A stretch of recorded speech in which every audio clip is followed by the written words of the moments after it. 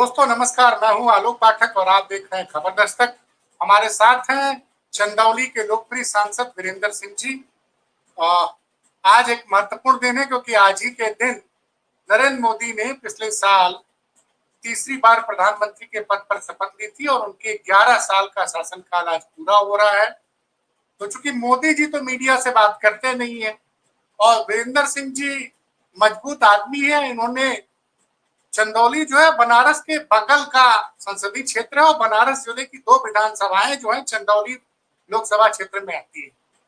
तो वीरेंद्र सिंह जी ने मोदी जी का रथ बनारस के बगल में रोक दिया था। आप मतलब दर्शक इसको इस तरह से समझे। सर, आज बड़े बड़े विज्ञापन आ रहे हैं, सब जगह चल रहा है, अखबारों में, टीवी में, चैनलों में। उसको देख के ऐसा लग रहा है कि जैसे कि 11 सालों में मोदी जी ने इस देश को सोने की चिड़िया बना दिया है, लेकिन हकीकत तो कुछ और नजर आ रही है। और आप तो अभी कुछ क्योटो भी घूम के आए हैं, तो जरा बताइए कि बनारस और चंदौली में विकास क्या हुआ, देश की बात तो आप बताएंगे। गुरुजी, हम बनारस के लोग अपने आप को बहुत भाग्यशाली समझते थे कि हमारा सांसद देश का प्रधानमंत्री है और माननीय प्रधानमंत्री जी ने पहली बार जब बनारस की धरती पर चुनाव लड़ने के लिए आए थे तो आपको याद होगा कि उन्होंने कहा कि मां गंगा ने मुझे बुलाया है। हाँ, मैं आया नहीं और हूँ, माँ गंगा ने मुझे बुलाया है। हाँ, मैं आया नहीं हूँ, मां गंगा ने मुझे बुलाया है। बहुत सुंदर स्लोगन देकर के काशी वासियों का दिल जीतने का काम माननीय प्रधानमंत्री जी ने किया। लोगों की बड़ी अपेक्षा उनसे बढ़ गई। तो क्या हम अगर हृदय से इस बात को महसूस करें कि क्या मां गंगा की जो स्थिति थी उसमें कुछ सुधार हुआ? क्या प्रदूषण मां गंगा का कम हुआ? क्या मां गंगा इतनी स्वच्छ हो गई जितनी बनाने की कल्पना माननीय मोदी जी ने किया था? उन्होंने उसी समय घोषणा की थी कि बनारस को हम क्योटो बना देंगे। 10 साल बीत गए मोदी जी के। 11 साल सर। जी, एज ए सांसद 11 साल हो गए। 11 साल बीत गए और मेरे मन में एक जिज्ञासा उठी क्योंकि मुझे जाने का अवसर मिला जापान में। वहां पे पूरे वर्ल्ड पार्लियामेंट्री कमेटी की एक कॉन्फ्रेंस था और तिब्बत के मुद्दे पर माननीय राष्ट्रीय अध्यक्ष जी ने हमें समाजवादी पार्टी की तरफ से उसमें प्रतिभागी बनने के लिए भेजा और वहां जाकर के समाजवादी सोच और लोहिया जी के मन में चीन और तिब्बत के प्रति क्या भाव था और हमारे नेता आदरणीय स्वर्गीय श्री मुलायम सिंह यादव जी ने पार्लियामेंट के अंदर जो चीन के प्रति चिंता व्यक्त की थी और तिब्बत की वजूद और उसकी उपस्थिति की आवश्यकता पर जो उन्होंने भाषण दिया था, मैं उन सारी चीजों को विश्व पटल के पर जो कॉन्फ्रेंस हो रहा था उसमें हमने बात रखी थी। लोगों ने इस बात को अप्रिशिएट भी किया, हमारी बात को। तो जब मैं वहां पहुंचा तो मुझे लगा कि माननीय प्रधानमंत्री जी ने जो बड़े जोर शोर से क्योटो की बात कही थी कि काशी को क्योटो बना देंगे, तो काशी के रहने के नाते मेरे मन में उत्सुकता थी कि जरा मैं देखूं कि भाई काशी से बेहतर क्योटो है या क्योटो में क्या है जो बनारस में नहीं है। और जिसको बनाने की बात माननीय प्रधानमंत्री जी कर रहे हैं। और मैं समय निकाल करके वहां बुलेट ट्रेन से क्योटो पहुंचा और वहां सबसे पहले मैं मंदिर के दर्शन के लिए मैं गया कि जो शिव मंदिर वहां का प्रसिद्ध मंदिर है, मैं वहां 5 मंजिला मंदिर है उसके दर्शन के लिए मैं गया। अच्छा, क्योटो में निश्चित भगवान शिव रूप का मंदिर भी है। और मैं जब वहां जाकर के देखा तो मैंने पाया कि निश्चित आबादी और साफ सफाई के मुद्दे पर तो शहर है, क्योंकि के लोग अनुसार हैं और भगवान बुद्ध से प्रभावित हैं, उनके द्वारा दिए गए संदेश को मानने के प्रति कड़ी मेहनत और नियमों का पालन करने वाले लोग हैं। इसलिए वहां का जो ट्रैफिक व्यवस्था थी,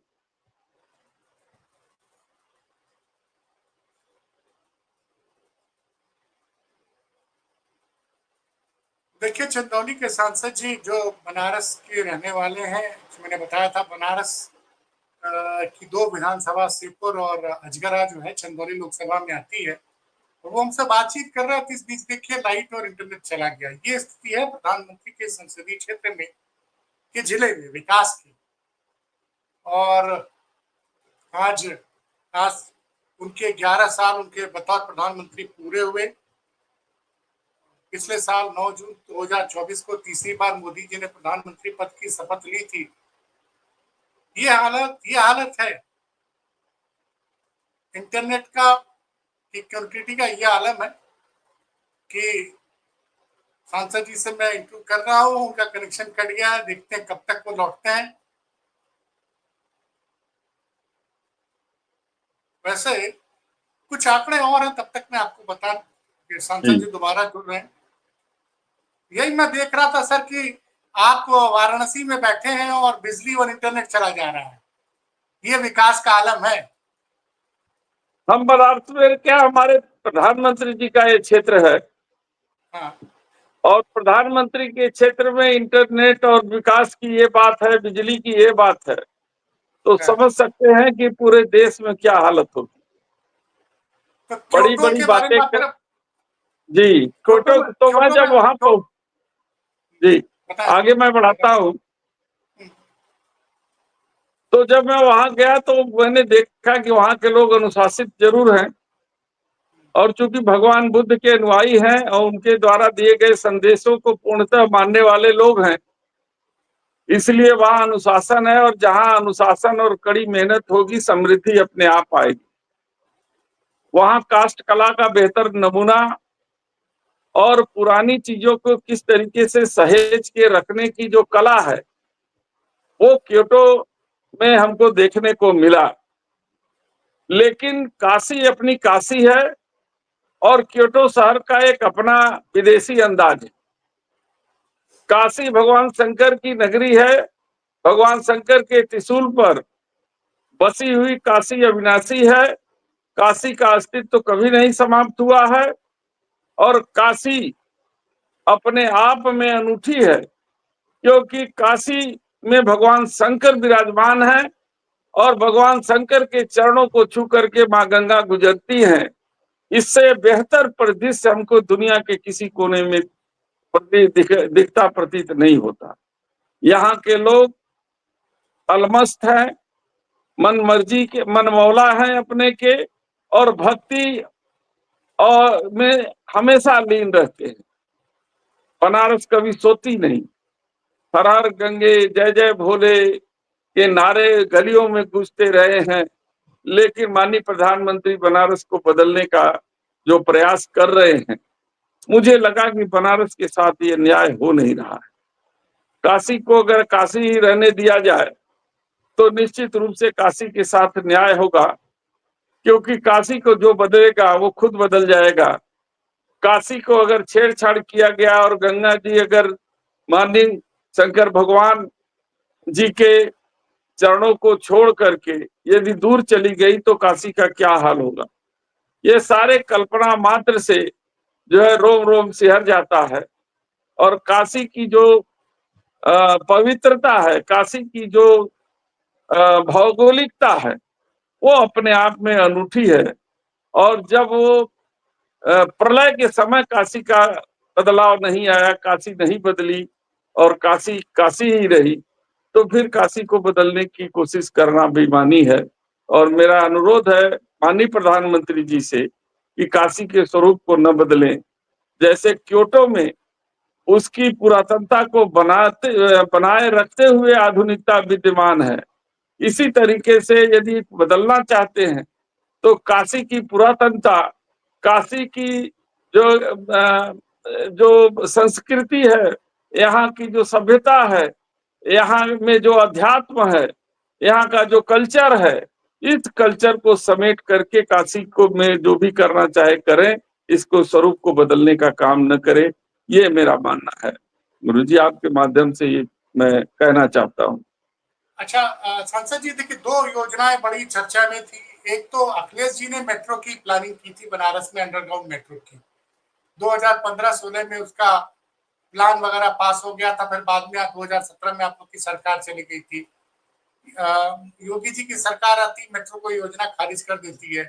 तो एक रोपवे का सपना दिखाया गया था मोदी और योगी जी के द्वारा कि आप कैंट स्टेशन पे रोपवे बैठेंगे और सीधे दशा समेत उतरेंगे। और 2024 में चुनाव के पहले इसको चालू होना था। अब हम लोग 2025 मई तक आ गए, कब तक वो योजना पूरी होगी रोपवे वाली? देखिए, ये मोदी जी की कल्पना की उड़न खटोला है और उस उड़न खटोले से कितने यात्री को ले जाया जा सकता है, कैसे वो परिवहन व्यवस्था को ठीक रखेंगे, भीड़ कैसे नियंत्रित करेंगे। और जब वहां के जो उड़न खटोले के स्टेशन से जब कोई यात्री निकलेगा तो वहां पर उनको आगे ले जाने के लिए जो जो टोटो वहां खड़े होंगे, क्या वो भीड़ को नियंत्रित कर पाएंगे। ये सारी कल्पनाओं की जब तक चर्चा, जब तक विचार सरकारें नहीं करेंगी, तब तक किसी भी परियोजना को केवल हेडलाइन के लिए अगर उसे अखबारों में जताया जाए तो उससे काशी का भला होने वाला नहीं है। ये माननीय अखिलेश जी ने यहाँ पे मेट्रो की योजना बनाई थी और कोई ऐसा स्थान नहीं है जब हम पहाड़ों को खोद करके सुरंग बना सकते हैं, जब हम समुद्र के नीचे से सुरंग बना करके हैं, तो हम काशी के नीचे से क्यों नहीं मेट्रो ले जा सकते हैं? क्यों नहीं काशी में मेट्रो चल सकता है? क्या हमारे भारत की इंजीनियरिंग इतनी कमजोर है? क्या हमारे भारत के इंजीनियर इतने अनुभवहीन हैं कि जो है कि इस आधुनिक भारत में हम एक काशी में मेट्रो का संचालन नहीं कर सकते? ये हमारे लिए बड़ा दुर्भाग्यपूर्ण है और कहीं न कहीं हमारे देश की गरिमा को घटाता है। इसलिए सरकार अपनी नाकामी को छिपाने के लिए वो इंजीनियरिंग का बहाना लेती है, जो ठीक नहीं है। इनको चाहिए था कि काशी हिंदू विश्वविद्यालय से सारनाथ तक और सारनाथ के बीच स्टेशन से जो है एयरपोर्ट तक और उधर राजा तालाब तक मेट्रो की व्यवस्था करते, तब जाकर के परिवहन का सुचारू रूप से लोगों का आना जाना जो सुचारू रूप से होना था वो होता। लेकिन केवल उड़न खटोला का ख्वाब दिखा करके माननीय प्रधानमंत्री जी एक तरीके से काशी के लोगों को ठगने का काम किया है, जो अब धीरे धीरे यहाँ की जनता समझ चुकी है। अब उसको बहुत ज्यादा जो है कि बर्दाश्त करने की स्थिति में नहीं है। एक रिंग रोड बन रही थी वीरेंद्र सिंह साहब 2015 से, जो आपका जो जिला मुख्यालय है संसदीय क्षेत्र का, उसको शिवपुर से जोड़ रही थी, मतलब वो चौबेपुर से जोड़ रही थी। वो बना कि नहीं बना? वो गंगा पे पुल बन रहा आवाज था, साफ नहीं आई गुरुजी। रिंग रोड पे एक पुल बन हाँ, रहा उस था, दिन रिंग रोड। मैं हम लोग जी बात भी जो ध्यान में रखा। गंगा नदी पे जो नया वाला पुल बन रहा था और हम लोगों ने बहुत उस पर संघर्ष किया, जाकर के डीएम का घेराव किया, वहां धरना दिया, निरीक्षण किया, तो उसके दबाव में आकर के एक लेन जो है किसी तरीके से अपने वादे के अनुसार जो है अधिकारियों ने, और कल मैं उसी रास्ते से होकर के चंदौली से मैं बनारस आया और लगा कि चलिए संघर्ष का सुखद परिणाम कुछ न कुछ निकला है, लेकिन अभी लगता है 6 महीना और लगेगा दूसरी लेन चलने में।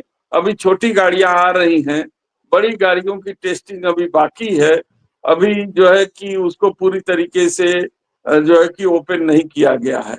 ये कार्य जो है जो साल भर पहले पूरा हो जाना चाहिए था, 2 साल पहले, वो धीरे धीरे अभी तक अपूर्णता की स्थिति में है। और पता नहीं कौन सी कंपनी वहां काम कर रही है और जिस पर नियंत्रण भारत सरकार का नहीं है, जिसके कारण जो है कि वो देर पर देर करती जा रही है। वो तो हम लोग इस पर इतना जबरदस्त दबाव बनाए और आंदोलन की स्थिति जब सामने आई तो चंदौली के जिला प्रशासन ने सक्रियता दिखाई और एक लेन जो है कि उसमें चालू हो गया। और इसके लिए मैं धन्यवाद देना चाहता हूं चंदौली के जिला प्रशासन को कि उन्होंने इस मामले में सक्रियता दिखाई और हम लोग का सहयोग भी किया। नहीं, विकास की गति कितनी अच्छी है, दर्शक समझे कि 10 सालों से हाईवे बन रहा था और इसकी जब शुरुआत हुई तो अखिलेश यादव उत्तर प्रदेश के मुख्यमंत्री थे, उन्होंने पूरी जमीन इस प्रोजेक्ट के लिए दे दी थी NHAI को, और 65 किलोमीटर का हाईवे 10 सालों में भी पूरा नहीं बन पाया है। तो ये भी दर्शक समझे कि किस तरह का विकास हो रहा है। दूसरा सर, फिर देखिए फिर लाइट चली गई। ये है मतलब विकास, एक अद्भुत विकास है।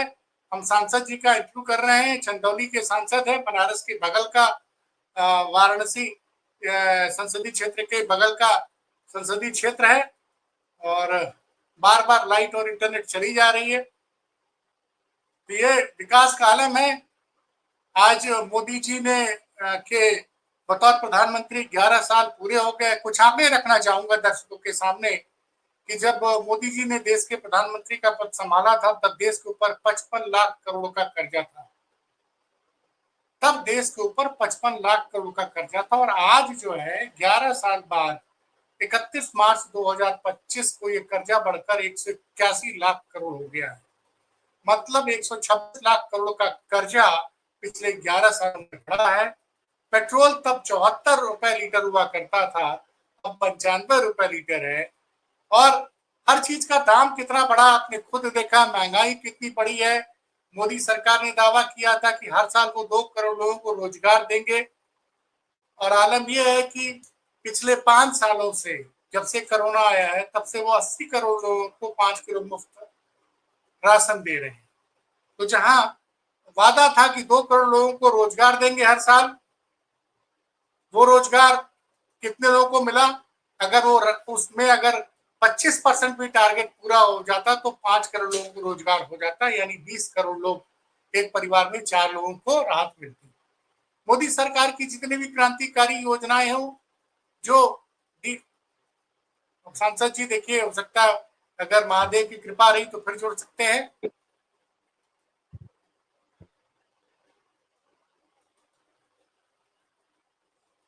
वीरेंद्र सिंह जी, एक मोदी जी ने वादा किया था कि हम हर साल 2 करोड़ रुपए रोजगार देंगे 2 करोड़ लोगों को। 11 साल हो गए, और अपना पूर्वांचल जहाँ पे बनारस है, चंदौली है, आजमगढ़ है, गाजीपुर है, बलिया है, मऊ है, मिर्जापुर है, सोनभद्र, इसमें रोजगार की स्थिति में तो कोई बदलाव नहीं हुआ, न सड़कों में। आपको क्या लगता है कि इन वायदों में कितना दम था? देखिए, यहाँ लड़ाई असली लखनऊ और दिल्ली के बीच है। और आपको जानकर के आश्चर्य होगा कि बनारस जिले से कोई भी एक्सप्रेस हाईवे गुजरती नहीं। वही लिंक जो है रोड गोरखपुर चली जाती है, वो अन्य जिलों में को टच करती है, लेकिन बनारस एक्सप्रेसवे हाईवे नहीं जाती। इसी तरीके से आपने देखा कि ये जो सड़क है वो लावारिस पड़ी थी, जो पुल है गंगा नदी का, और उसको कोई पूछने नहीं। गंगा नदी में पानी नहीं, किसान बेहन नहीं डाल अपना धान के बीज। स्थिति है से फोन किया तो मैंने बताया कि स्तर इतना नहीं हो गया है।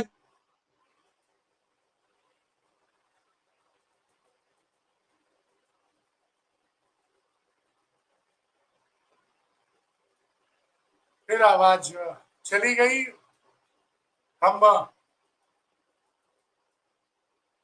5G और 6G की बातें होती हैं। आप देखिए कि इंटरनेट कनेक्टिविटी का क्या आलम है। सांसद जी वाराणसी जिले के भुवनेश्वर नगर कॉलोनी के निवासी हैं। शहर में जिला मुख्यालय से इनके आवास की दूरी 1 किलोमीटर नहीं है, तब ये सोचिए इंटरनेट का ये आलम है। और मैं आपको बता रहा था कि तमाम चीजें की घटनाएं लगातार आ रही। बनारस की चर्चा करना इसलिए जरूरी है क्योंकि प्रधानमंत्री ने बड़े बड़े वायदे किए थे। याद करिए 2014 के चुनाव के पहले न बनारस की तस्वीर बदली, न पूर्वांचल की तस्वीर बदली। और स्थितियां मतलब एक मेट्रो की परियोजना प्लानिंग की थी अखिलेश यादव ने, मेट्रो पूरा नहीं हुआ, उसको रद्द कर दिया गया। और रोपवे हुआ कि चलिए भाई कैंट स्टेशन से दसरा समेत तक 4 किलोमीटर का रोपवे बनेगा, वो पिछले 5 सालों से बन ही रहा है, अब तक वो पूरा नहीं हुआ। उसको उसकी डेडलाइन 2 बार बढ़ चुकी है। नहीं पकड़ रहा है इंटरनेट सर। हाँ ठीक है सर, बहुत बहुत समय आपने समय दिया, बहुत बहुत धन्यवाद।